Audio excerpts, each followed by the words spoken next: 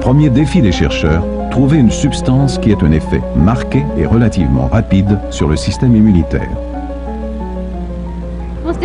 On a eu de la difficulté à trouver une substance capable de stimuler la réaction immunitaire sans effet secondaire. On a cherché longtemps et puis soudain on a constaté que l'adrénaline induit, sans effet secondaire, un accroissement de l'activité des cellules tueuses. Voilà.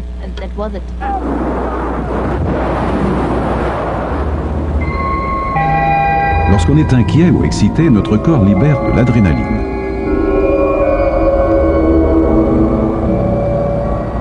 Une étude menée avec des parachutistes avait montré que l'adrénaline accroît l'activité des cellules tueuses naturelles, un élément clé de notre système de défense. Le groupe allemand a voulu voir si on peut provoquer le même effet d'activation par conditionnement. Autrement dit, est-ce que l'esprit peut stimuler la réaction immunitaire? On a injecté de l'adrénaline à 48 volontaires et pendant l'injection, on leur a donné un bonbon au sorbet au goût franc et pétillant. Pendant 4 jours, l'équipe a associé le goût du sorbet à une injection d'adrénaline. Le 5e jour, à l'insu des volontaires, on a remplacé l'adrénaline par une solution neutre. Cette fois, il n'y avait pas d'adrénaline pour faire grimper la réaction immunitaire. Le simple goût familier du sorbet allait-il provoquer l'activation bénéfique des cellules tueuses naturelles? On a prélevé du sang de nos sujets et comme vous allez le voir clairement, dans un moment,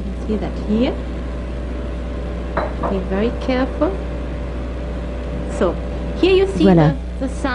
Voici l'échantillon prélevé avant le bonbon au sorbet et celui-ci a été prélevé après. On aperçoit ici les globules rouges et là, les globules blancs. Or, si on compare les deux échantillons, on constate que cette bande-ci est presque le double de celle-là. Cela veut dire que la réaction apprise par l'esprit a provoqué un accroissement de l'activité et de la réactivité des cellules tueuses.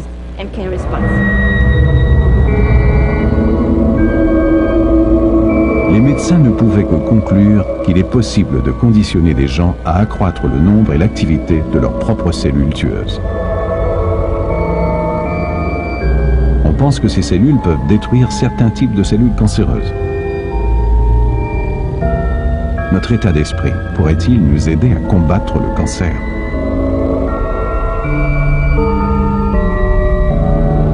On avait de bonnes raisons de croire que les cellules tueuses naturelles contribuent à retarder la propagation du cancer du sein. Pendant 3 ans, 2 chercheurs ont analysé le sang de 2 groupes de femmes et mesuré l'activité de leurs cellules tueuses naturelles. Les résultats sont renversants.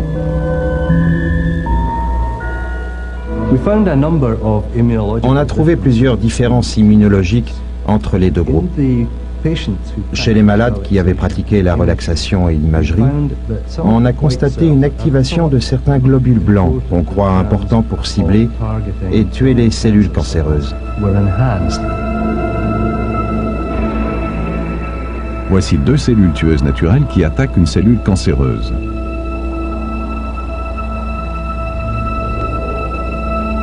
L'étude sur le cancer du sein a révélé que les cellules tueuses naturelles sont plus actives chez les femmes qui ont pratiqué la relaxation et l'imagerie de manière intensive et constante. Ce n'est pas un remède, mais combiné au traitement habituel du cancer, cela pourrait contribuer à retarder la diffusion des métastases. Il est difficile d'en préciser la portée, mais cela laisse entrevoir qu'on peut accroître le nombre et la concentration de ces cellules dans le sang, et peut-être ont-elles un effet contre le cancer.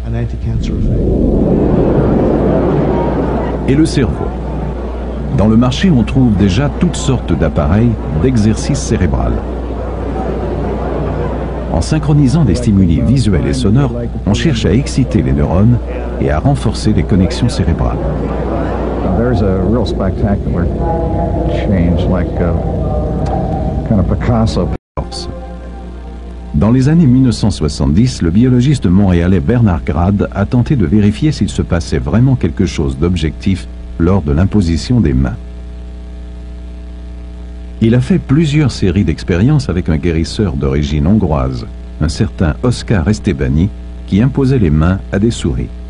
Bernard Grade a appliqué le protocole expérimental classique, avec groupe témoin et à double insu. Pour éliminer toute référence possible à l'effet placebo, il a ensuite effectué plusieurs autres expériences avec des semences d'orge. Cette fois, le guérisseur imposait les mains aux bouteilles d'eau avec lesquelles on arrosait les semences. Ces expériences ont amené Bernard Grade à conclure qu'il émanait une certaine énergie des mains du guérisseur, sans y trouver d'explication. En 1981, dans le cadre de la série télévisée qu'il co-animait à la BBC, un scientifique britannique a répété une expérience typique visant à vérifier la présence de cette énergie, cette fois avec un guérisseur bien connu. L'expérience d'aujourd'hui porte sur ce qu'on appelle les cultures de tissus. Ces deux flacons contiennent des cultures de cellules infectieuses qui s'agrippent à un substrat nutritif. Pendant cette expérience, Matthew Manning va imposer les mains à un flacon et je vais imposer les mains à l'autre flacon, même si je ne prétends pas du tout être un guérisseur. À la fin de l'expérience, on va remettre les deux flacons au scientifique qui va compter le nombre de cellules qui se sont détachées du milieu nourricier du flacon. Si vous ne voyez que les mains du scientifique, c'est parce qu'il travaille dans un hôpital ordinaire et que les expériences de ce genre sont si controversées qu'il préfère ne pas être reconnu.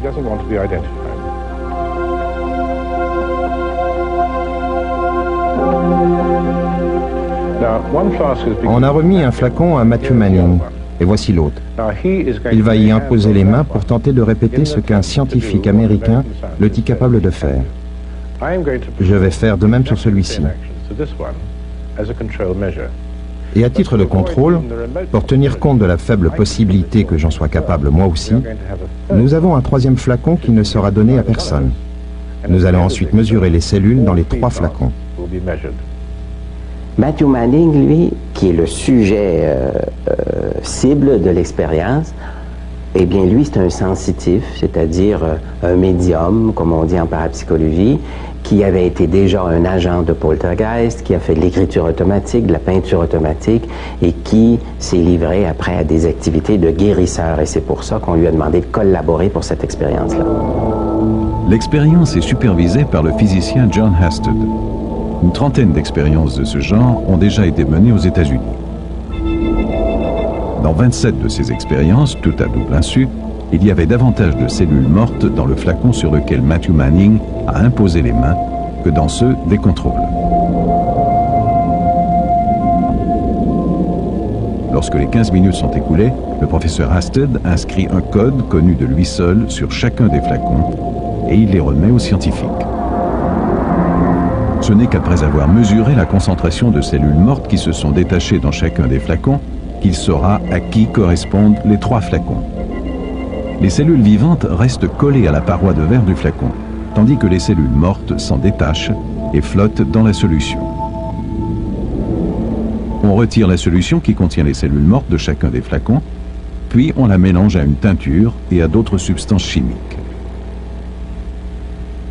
Le mélange est ensuite placé dans un spectrophotomètre dont la lecture correspond au nombre de cellules mortes qui se sont détachées de la culture. Cela se fait très rapidement. Le flacon codé LE, 1,127 unités. Le flacon codé N, 0,953 unités. Et le flacon codé TY, 1,110 unités. Le professeur Hasted peut maintenant dévoiler qui a imposé les mains à quel flacon et lequel a servi de contrôle. On observe que Matthew Manning, qui imposait les mains, est arrivé à ralentir le processus de dégradation des cellules de telle façon que on pouvait faire la différence avec la bouteille qui était devant Kit Pedler et l'autre qui était contrôle, une différence statistique près de 25% entre le résultat de Matthew Manning et celle des contrôles et de Kit Pedler. Je ne crois pas un seul instant que j'effectue une guérison. Je dirais que je ne suis qu'un canal pour la guérison. Quelque chose passe par moi, je sers simplement de conduit. Je ne sais pas d'où cela vient ou comment ça fonctionne, je dis simplement, voici ce que je fais, vous pouvez en faire ce que bon vous semble. Mais je ne crois pas que c'est moi qui agis. J'ai même participé à une série d'expériences avec des médecins et j'ai constaté que les médecins penchent en faveur de la guérison. Ils ne contestent pas qu'une guérison se produise. Ils cherchent plutôt à déterminer s'il s'agit d'un effet placebo ou de la foi, ou s'il s'agit d'une interaction entre le patient et moi.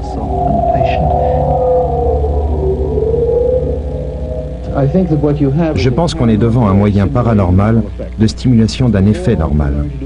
Nous pouvons tous apprendre à mieux faire une chose dont nous sommes déjà capables, n'importe quoi. Nous sommes tous capables de guérison. Si je me coupe, la blessure va guérir, et de même si je me fais un bleu. Je possède des mécanismes réparateurs d'auto-guérison, mais ils fonctionnent bien en deçà de leur potentiel.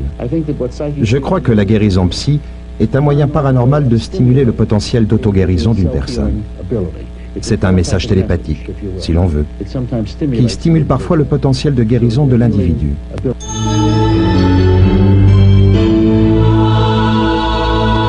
Les débats sur les pouvoirs psy du cerveau soulèvent encore des passions. Au fil des décennies, quelques chercheurs, des psychologues et des physiciens surtout, ont tenté de cerner cette improbable possibilité, en recourant à des médiums, des personnes apparemment douées de dons ou de facultés particulières, des personnes chez lesquelles cet autre sens était amplifié en quelque sorte.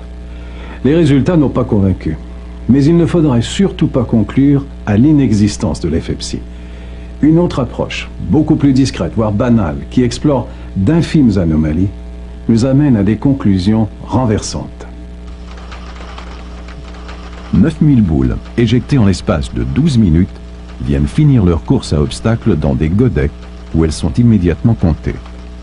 Ce bouclier géant est la mascotte des 5 chercheurs de l'école d'ingénierie et de sciences appliquées de la prestigieuse université de Princeton, près de New York, qui s'intéressent aux anomalies. D'après les lois du hasard, les billes devraient se distribuer en une sorte de cloche parfaitement symétrique.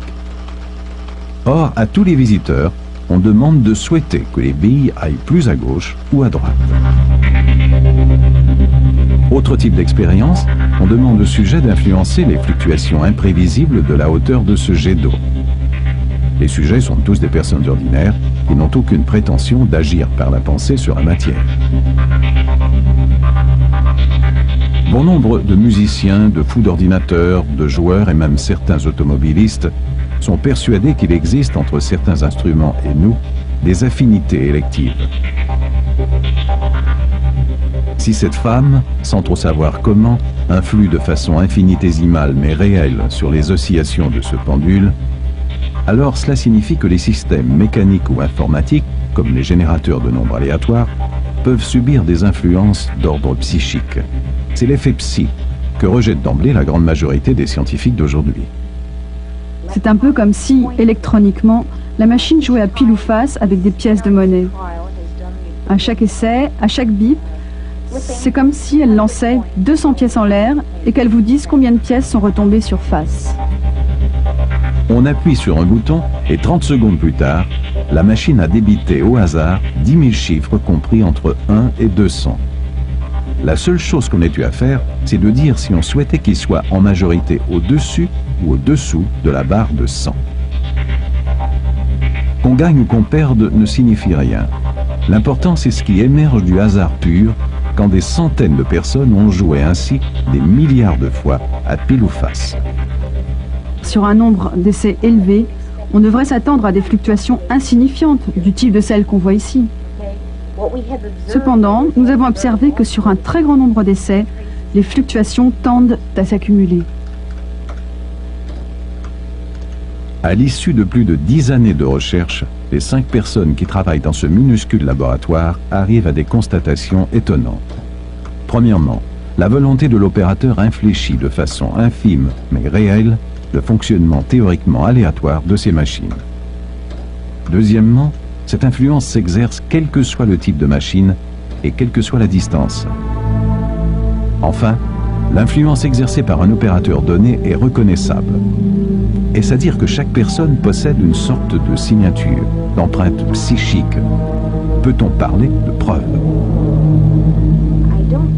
Je n'aime pas beaucoup le mot prouver. Mais je crois qu'on peut affirmer, en tout cas, que l'on a démontré l'effet psy. Au point qu'il me paraît difficile aujourd'hui d'en nier l'existence, tant elle est évidente. Si quelqu'un soulève une objection du genre « Vous n'avez pas pris garde à telle ou telle chose » ou bien « Le phénomène ne peut-il pas s'expliquer par telle ou telle influence extérieure ?» Nous examinons la situation et nous retournons le problème jusqu'au moment où nous sommes certains que cette influence n'existe pas. Et jusqu'à présent, aucun d'entre nous n'a pu fournir d'explication rationnelle à un phénomène que pourtant nous observons. Robert Jahn est un ingénieur spécialisé dans la propulsion plasmatique, la mécanique des fluides et la cinétique des gaz. Ancien doyen de l'université Princeton, il dirige maintenant l'école d'ingénierie. Pour moi, ce nouveau champ d'investigation apporte une dimension nouvelle, à mes yeux passionnante, à la recherche en ingénierie. Je veux parler de l'étude du rôle actif de l'être humain dans le fonctionnement du binôme homme-machine. Cela ouvre des horizons passionnants, je crois. Notre société devient de plus en plus dépendante de machines très sensibles, électroniques ou autres.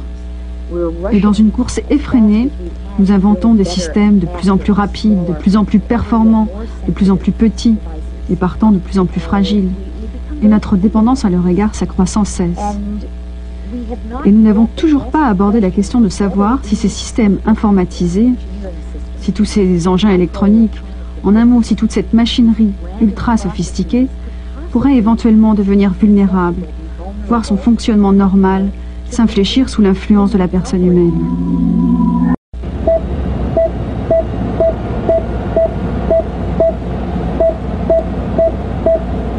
Johnny, un adolescent américain typique.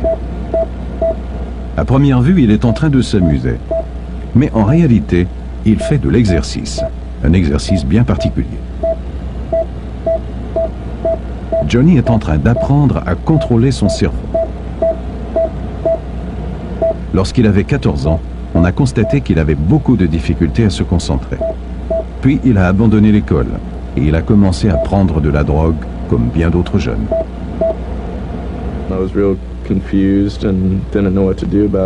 J'étais complètement perdu.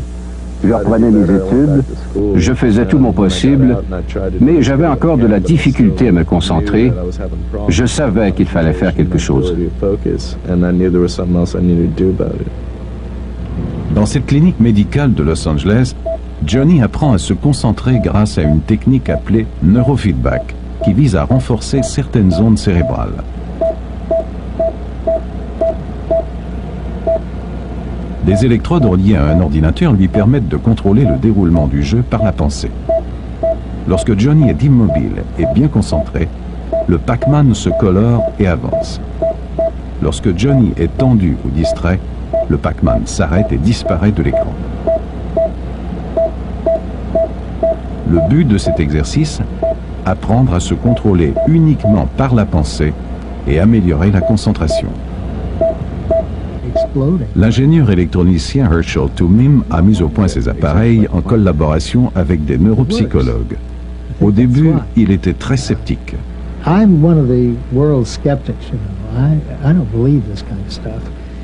Je ne crois pas à ce genre de choses. Mais je suis ici avec ces jeunes. Je les vois qui changent et c'est remarquable. Je ne peux pas l'ignorer.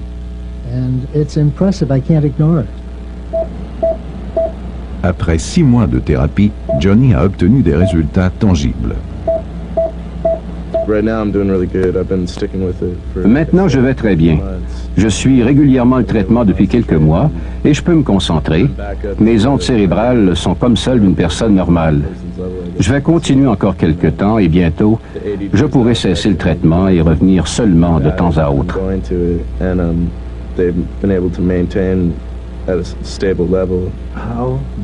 Mais comment s'y prend-il? Mais comment fait-on pour aller à bicyclette ou mettre la main dans la bouche? Qui sait? Nous n'avons pas d'explication. Tout ce qu'on sait, c'est que ça fonctionne.